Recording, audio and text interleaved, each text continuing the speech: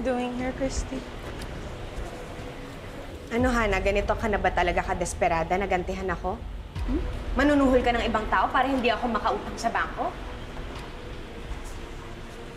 I have no idea what you're talking about. Come on, Hana. Huwag mo nang i-deny kasi nabuking na kita. Kaya tigil-tigilan mo na yung ginagawa mo. Baka gusto mo umabot pa na i-expose ko yung pananabotahe mo. Nakasuhan ko kayo ng bank manager na sinusuhulan mo.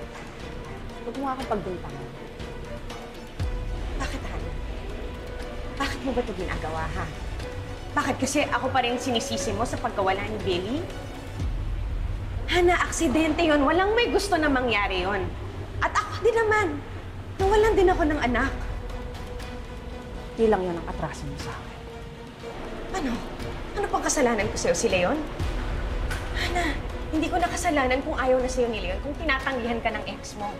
Eh siguro na nakilala niya yung tunay na kulay mo, kaya ayaw niya na sa'yo. Nagiging masama lang ako dahil ginawa mo akong ganyan. Binabalik mo yung pagiging tigli ko. Huwag mong kakalimutan na dati rin akong kalasag. Binabalik mo rin ang pagiging bangus ko. Are you threatening me? It takes more than that to scare me, Christy. Tumigil ka. Tumigil ka na, Hana. Tama na. Tama! Tatawag na ako ng security.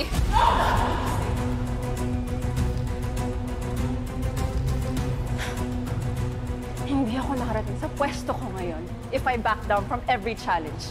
At ganun din ngayon. Mananalo pa rin ako, Christy. Buti sana kung nananalo ka sa tamang paraan, Hana. Pero hindi ko maintindihan paano ka nakakatulog sa gabi. Nabagsak na nga yung tao, pero tinatapak-tapakan mo pa. Pinoprotektahan ko lang yung interes ko. If you're trying to get a hold of my property, syempre lalabanan kita! Hana! Ano ba? Kaya ka ba talagang klaseng tao, Hana? Pag di mo nakukuha ang gusto mo, hahanap ka ng tao na iba na sisisihin mo? Kung may problema kayo ni Leon, labas na ako doon. What do you expect? Kinuha mo na nga sa akin yung anak ko. Pati si Leon kukunin mo, siya na nga lang yung happiness ko. Hana! Tumigil ka na! Wala na nga sa itong ginagawa natin! Miss Hannah! Miss Hannah! Hana, sorry. Look what you did to me! Halika na, dali na kita sa ospital. No! Hana, dinidepensahan ko lang yung sarili ko. Pasensya ka na. Eh, paano kasi, Hana? Sumusobra ka na, kaya lumaban na ako.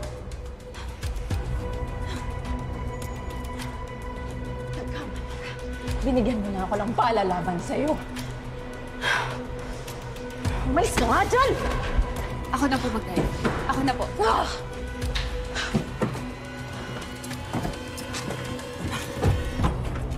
Get me out of here!